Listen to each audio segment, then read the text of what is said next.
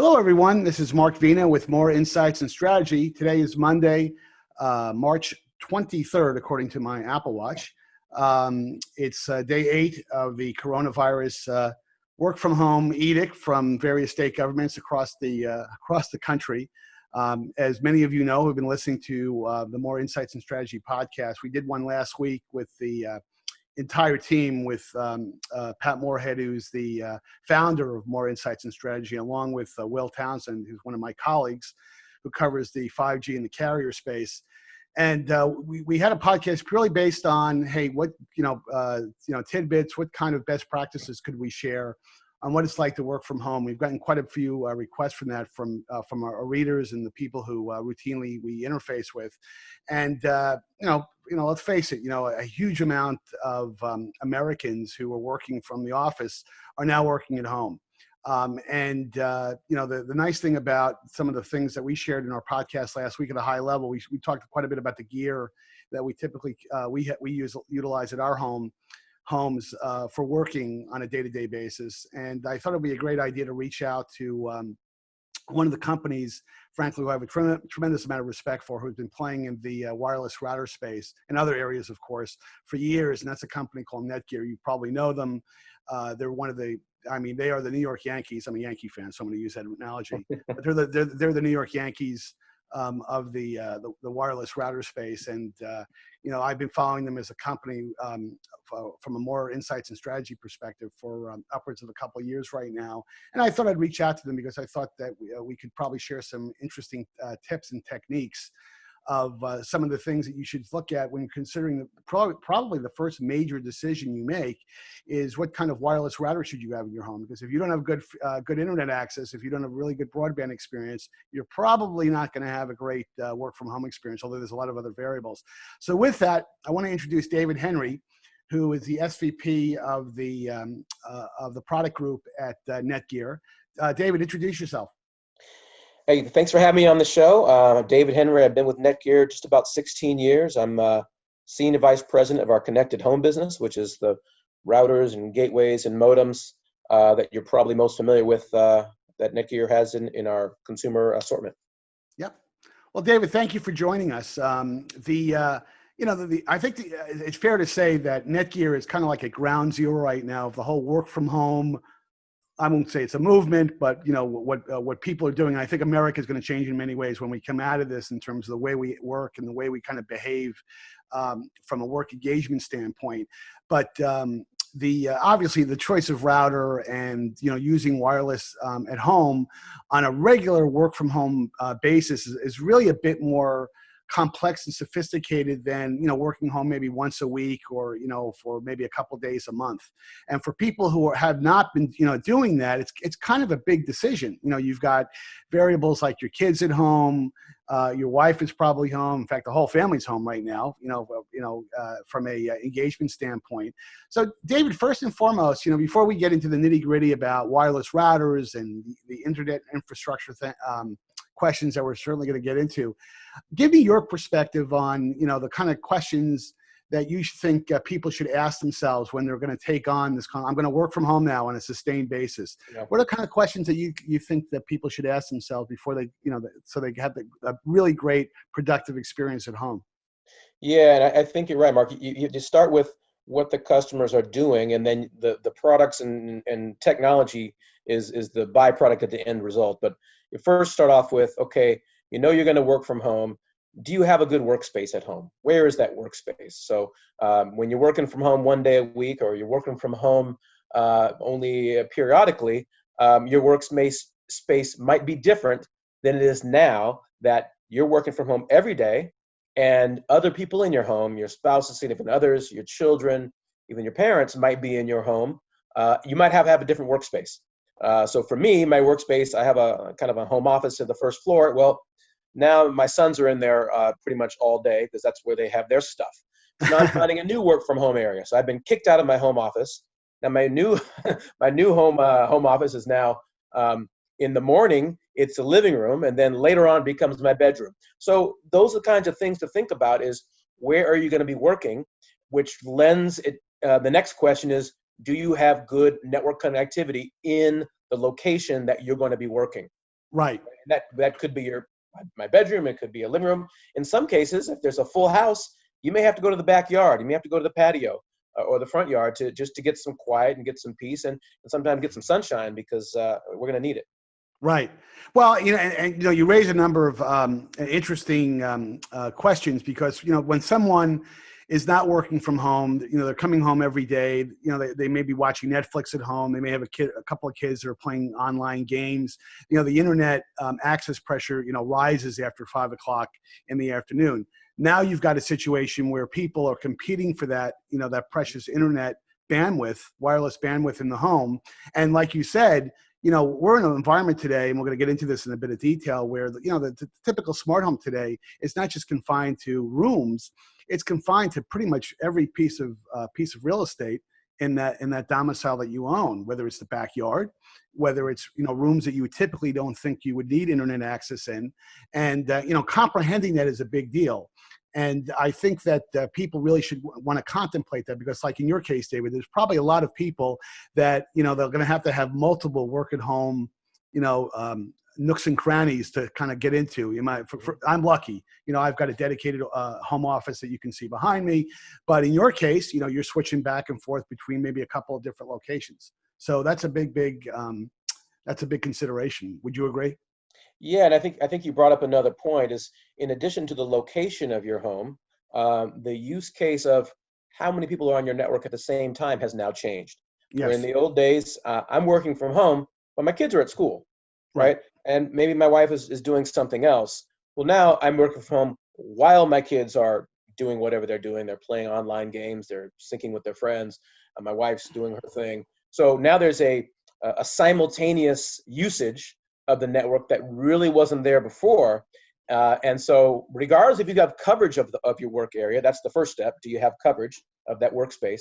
Secondly is my network robust enough to support multiple simultaneous applications? And I think that's the kind of the second question. And you may not know that until you start to try. And sometimes you find out when things start to break down. Yeah, so let's actually jump into that because I think the first thing that people have to ask themselves, and you almost want to take a piece of paper out and jot this down. What are the 3 to 4 top applications, what I like to call usage models of what are you using wireless for? Because it's the 80-20 rule. Most people are using those top 3 or 4 things 80% of the time, and it may vary. You've got people today who, hey, I'm just doing Netflix at home and general productivity apps like checking my email and surfing the web and things like that, some light email stuff. Now with online gaming, of course, especially if you've got a couple of kids and you're playing, Madden football or MVP The Show, which is my favorite baseball game on the PlayStation. If you really want to be a good gamer, you have to have great bandwidth and, by the way, minimal latency. That's a big topic we could get into. So let's talk a little bit about that topic. What's your experience been? And I don't know whether that Netgear has data on this. I suggest you probably do. In terms of what are the most popular usage model? That's a very sophisticated term, but applications are people doing at home right now? Sure. So I mean, obviously, in the last few years, streaming has really gone through the roof. Exploded, right? Yeah, and it's obviously for folks like myself, it's the Netflix, but for kids, it can be the shorter videos, the social videos, the YouTubes and the TikToks and those kinds of things. But they'll be on those things for hours. So I think video streaming is probably the biggest application that's seen the spike, and particularly the ones that consume a lot of bandwidth. Right. Mm-hmm. Now, that's whether you're working from home or not.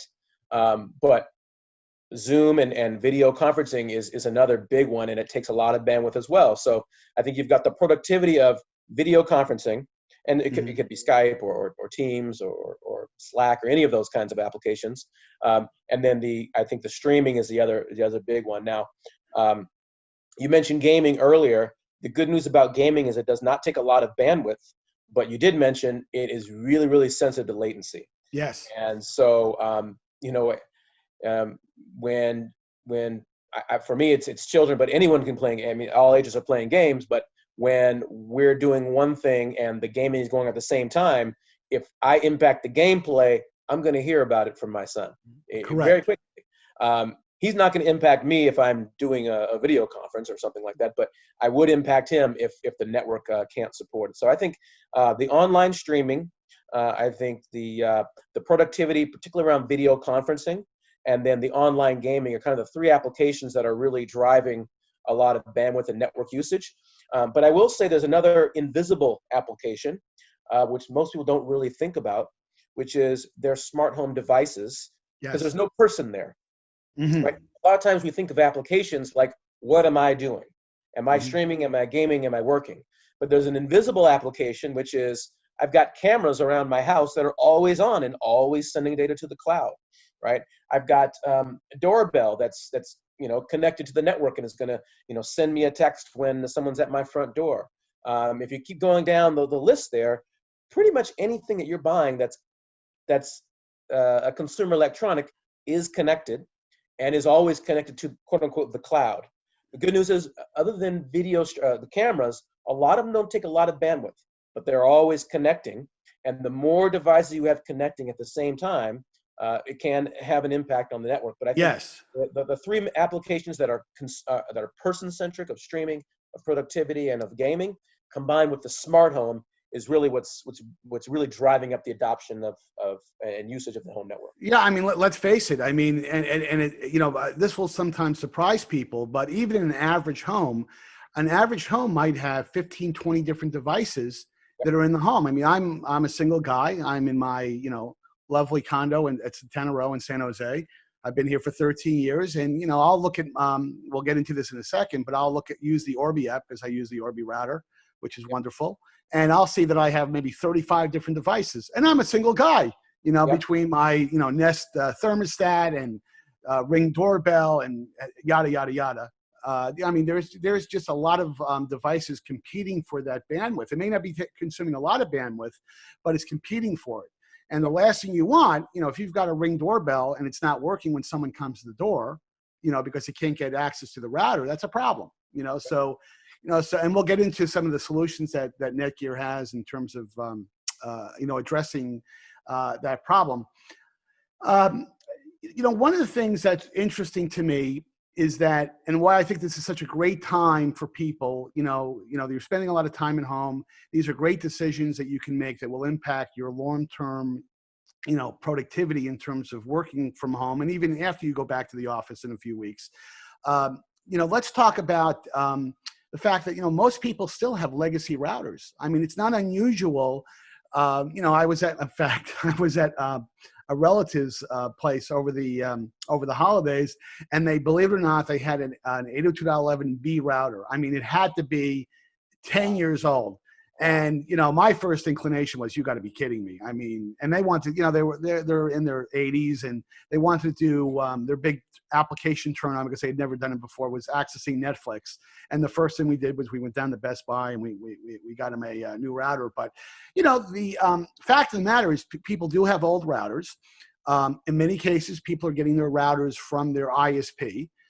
Some people, even though the ISPs have done a better job recently upgrading their routers to, more relevant technology, very often, people will not change their routers, because the router might be in a place in the home where, hey, it still works, so I'm not going to fool around with it. I'm not going to change it. Mm-hmm. Let's talk about why it's such a great time now, David, in terms of, if you're going to contemplate getting a brand new router, and we'll go into the couple of different buckets of technology that didn't exist maybe 5 or 6 years ago. Let's talk about some of those topics of why it's such a great time that, making a router update could be very beneficial to you if you're working at home. Sure. Yeah. I mean, I think, you mentioned, like, you've got all these things going on at the same time. When do you update your network? Should you? A lot of folks, and I understand why, it can be a little scary to touch the router or to touch the gateway. Yes. The last thing you want is to be out of connectivity for any extended period of time. And so there are many people who, even though the network may not be doing exactly what they want it to do, it may not support, connect on the upper floor or the backyard, or it may not give you the speed you need, they're maybe reluctant to change it out because of that fear factor. And I think one of the things we've done over the years is try to eliminate the fear factor, right? And we do that by creating different types of products for different situations. So for example, if you have an integrated gateway router from your ISP that has a phone line in it, it has all these different things, and you're really concerned about removing it, well, we sell, for example, range extenders, mesh range extenders that you can leave that gateway in place. You don't have to touch it, but you can accessorize around it. And that's the term we use, accessorize your network rather than replace your network, right? Right. And that actually can extend coverage. It can help with managing a large number of devices as well. And so we have a portfolio of products we call wireless mesh range extenders to add on to gateways. And we found in some of our surveys and data collection is that about a third, only about a third of the customers are buying our range extenders to connect to a Netgear router. They're connecting to competitive routers. They're connecting to the ones that are given away or subsidized by the ISP. So that's one solution to consider. But ultimately, it depends on if your device is really, really old, and you might be paying a monthly fee for that device, depending on who your carrier is, your provider. Sometimes you look on the bill, it might be $13.99 a month. So on the one hand, there's can I improve my network? But there also could be a money savings payback period that you want to consider. Well, and by the way, that's not insignificant because you might say, well, it's $12-13 a month. Who cares? It adds up. But in the case of my relatives, they probably had this ancient router probably for 9 or 10 years. Now you do the math. $12 or $13 times 12 times 8 or 9 years. That's a big number, in terms of the money you can save. And by the way, you're not getting probably the best throughput experience from a performance standpoint. So that's not a trivial reason not to. I think it's a powerful reason to upgrade. Yeah. I think one other thing to consider is that there's a lot of there's new technology all the time, and if you ask anybody what's the most important connected device that they own, it's probably their smartphone, right? The one that's, the stickiest device in their home. About in the last year, two of the biggest phone manufacturers, Samsung and Apple, the Galaxy and the iPhone, have upgraded their Wi-Fi to a new version of Wi-Fi called Wi-Fi 6. And so, just like every other technology in the world, every few years there's a new generation, and you see it in TVs that go from 720p to 1080p to 4K and 8K. It's the same thing in Wi-Fi, and this is the 6th generation of Wi-Fi. And the technology is called 802.11ax, but most people call it Wi-Fi 6. It's been out for just over a year, and the big benefit of Wi-Fi 6 is it's designed to support many, many devices in parallel. So you asked me, what are some of the questions you'd want to ask yourself to consider? Is it time to upgrade? Well, did you recently buy new Wi-Fi 6 enabled phones? So if you bought an iPhone 11 or you bought a Galaxy, I'm not sure the number, but the one that came out last year, well, that means you're starting to get Wi-Fi 6 device in your home. Now you can really take advantage of Wi-Fi 6 home networks. So that's another kind of decision point that can come into your head. Well, then, and that's a good point. That's a good point because, everybody keeps talking about 5G, and we'll get into 5G in a little bit. But, 5G is great. 5G isn't there yet. I mean, from an infrastructure standpoint, it's still going to take some time for the build out. Now, I personally would not go out and buy a new smartphone today unless it had 5G because I'm a future-proofing type of guy. But, Wi-Fi 6 is a bit of a different story because starting at the early part of last year, about every notebook manufacturer, Dell, Lenovo, HP, everyone's been shipping with Wi-Fi 6, And now to take fully advantage of it, you have to have a router that's Wi-Fi 6 compliant, of which we'll talk about that in a second. But my point is that if you really want great wireless Wi-Fi performance in your home, you can get it right now. You don't have to wait. It's not like 5G where I got to believe that the towers are going to be in place 7 months from now or 10 months from now or whatever to get that performance, because that Wi-Fi 6, and I will say myself, I didn't believe it. But I'm a lucky person that I do get access to your products and technology very early. Is that I've been using Wi-Fi 6 in my home for probably 7 or 8 months, and it really is it's almost like a tethered experience. You almost feel like you have an Ethernet, and probably the numbers would support that. It's like having an Ethernet cabled experience, which is fabulous. You know, Yeah. there's very little latency when you stream a video. It snaps to attention. I've noticed an improvement from a gaming standpoint. To be very honest with you, I've seen that, but it's absolutely a fabulous capability that you can take advantage of right today.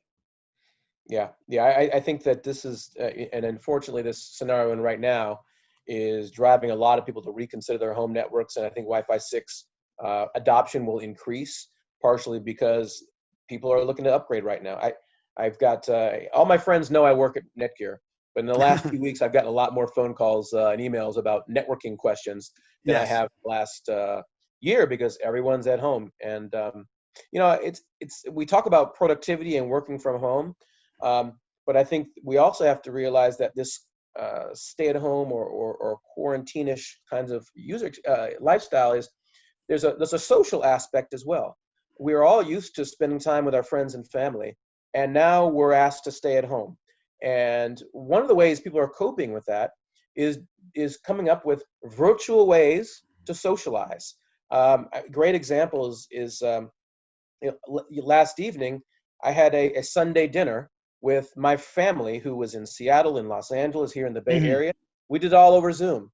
Right. I'm going to do a happy hour with some friends. Everyone's going to buy their own beer, and we're going to do that, I think, Thursday or Friday, all Right. over Zoom. And then there was a famous DJ in New York, D Nice, who did an online DJ party on Saturday. He had 100,000 people watching him. So we're going to find new ways to adapt to this. The social aspects, in addition to the obviously the economic and productivity and all these things are important too, but the social aspects important as well. Again, it's going to have a big impact on how well is your connectivity. Yeah, what's interesting about that is that there was an episode of Modern Family that was done about 3, 4, 5 years ago called Connection Lost. I And know the that one. episode, if you recall that episode, because it was kind of a precursor to the whole multiple video. Yeah, People are today conditioned via FaceTime or via Skype or via Zoom. I can call on a one-on-one basis and see one person. I think the usage model is still advanced for many people, especially people who are not in the tech space like we are, is the ability to interact with multiple people with video at the same time. And tools like Zoom make it really easy. FaceTime actually has been supporting it for well over a year, if I'm not mistaken. yeah, I think probably 2 years. Not many people take advantage of it, which is strange.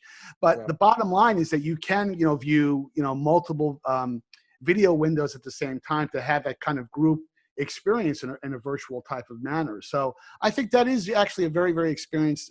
It's an important distinction, I think. And again, having a Wi-Fi 6 router will make that experience that much more immersive.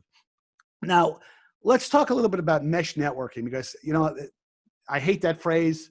When you say mesh network, the word mesh, there's a technical reason why it's called mesh, and we'll get into that. But let's talk about why mesh is such a important new technology category. It is the hottest technology category at U.S. retail. And when people are buying routers, they're typically buying a mesh router. And there's a number of good companies out there. Netgear is not the only one, but Netgear certainly has got tremendous credibility in the space.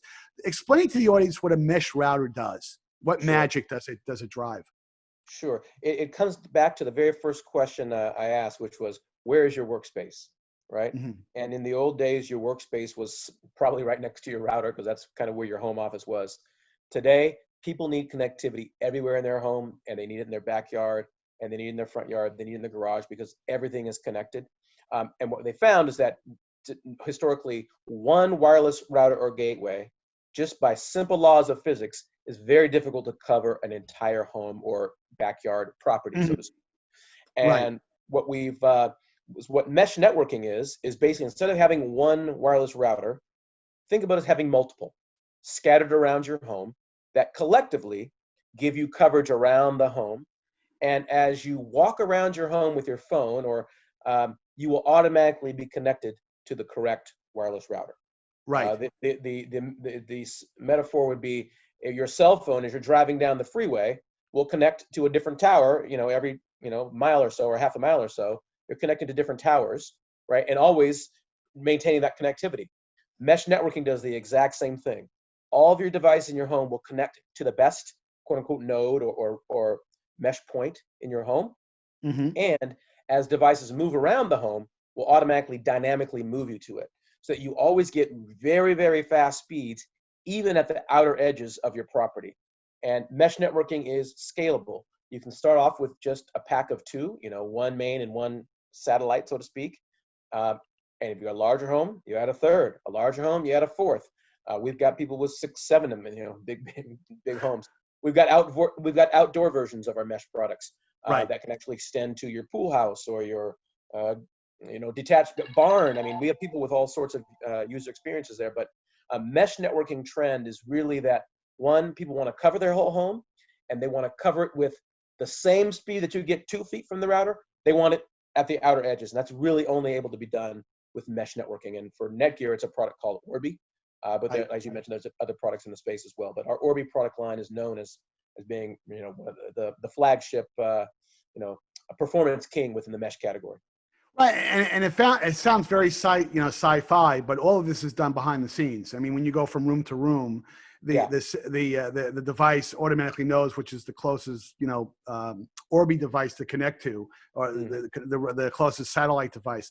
I think what's interesting, and you kind of pointed to it, is that first of all, the Orbi Wi-Fi 6 model that I've been using for the past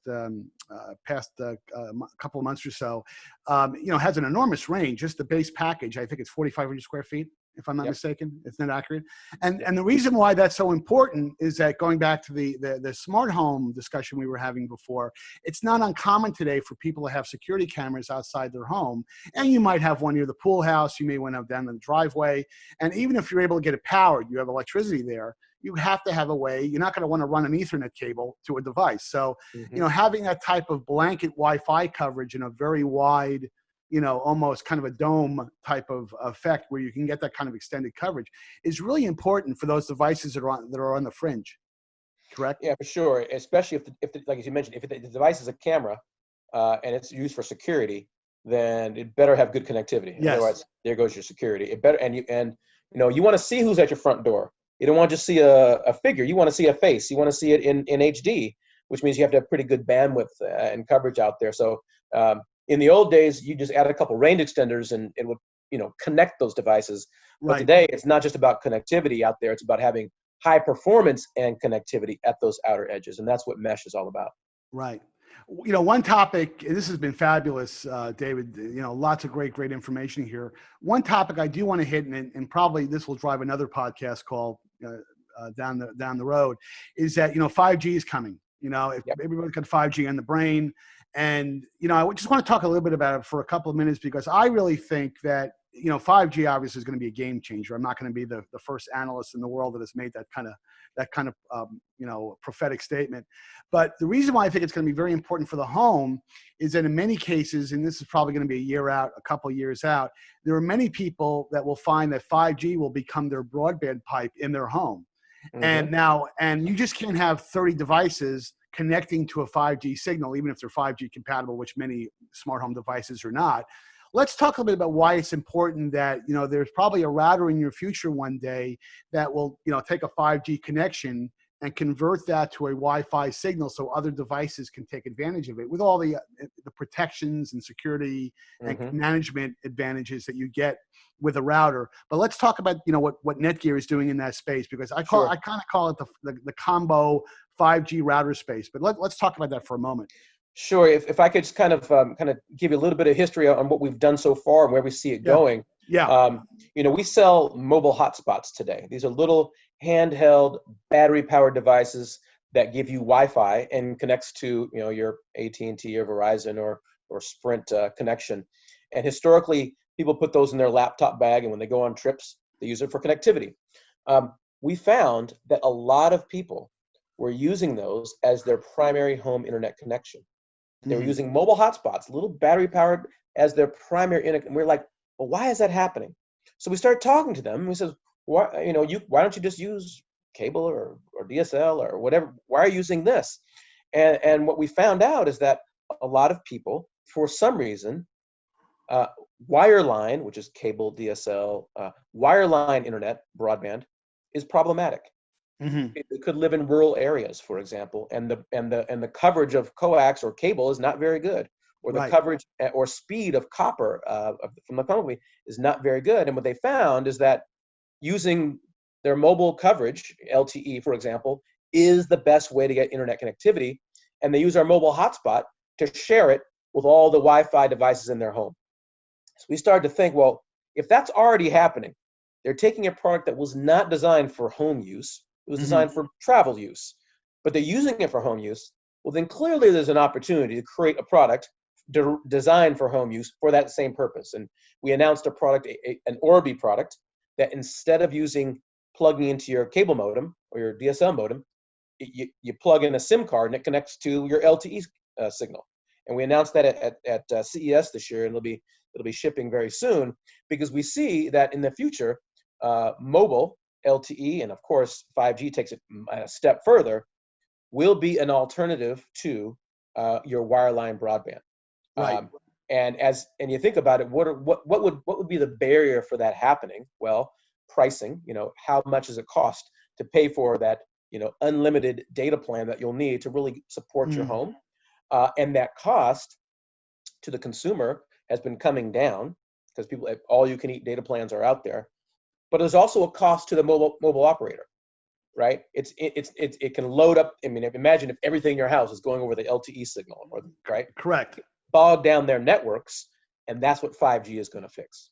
Right. So I think 5G is going to start to make the reality of wireless as an alternative to cable or DSL or fiber in the home, and you're going to get multiple choices. So today, I live in the Bay Area. If I want high-speed internet, I really have one choice, and that's Xfinity, right? Yes. If you want really good speeds. And in New York, it might be Verizon's your only choice, and then somewhere else it might be AT&T. But typically, there's one really good high-speed choice in a given region. With 5G, you're going to have choice. You can use a wireline option or a wireless option, and I think what that will deliver is faster speeds and lower prices for the consumer. Right. And we see a big opportunity for a fixed wireless gateway that today is LTE, but tomorrow will be 5G. No, I think you're absolutely right. I think you guys are headed in the right direction. That's going to happen. I wish I could bet money on that because I think that we're here for where I think we've got tremendous disruption that's in front of us, which is, I think at the end of the day will be very positive for consumers, because I think you will see all you can eat data plans from the 5G carrier guys. And, competition is always a good thing. You might be satisfied with your ISP who doesn't have 5G support. They're going to have to get more aggressive from a pricing standpoint if they want to keep you. But I certainly think that's going to happen. This has been terrific, David. Thank you for calling in today's podcast. Any other remaining messages you'd like to share with the audience in terms of tips or points you would like to make before we sign off? Yeah, I mean, if you've got kids who are at home now, they're playing online games. We used to hate that they played games, but this is a way for them to connect to their friends as well and make sure they are still having their social outlets. So let them play these games, but if they have low latency, you might need to update the network. Well, great. Well, listen, David, thank you for your time. Appreciate you calling in today. I want to thank the Moor Insights and Strategy audience for listening to today's podcast. Please follow us on our usual social media suspect partners. It's LinkedIn, Twitter, and Facebook. And please be safe with your families. I hope all is well as we go through this situation. It will all get past us. I think we're all very optimistic that there is light at the end of the tunnel. But thanks again for listening to today's podcast. Have a great week.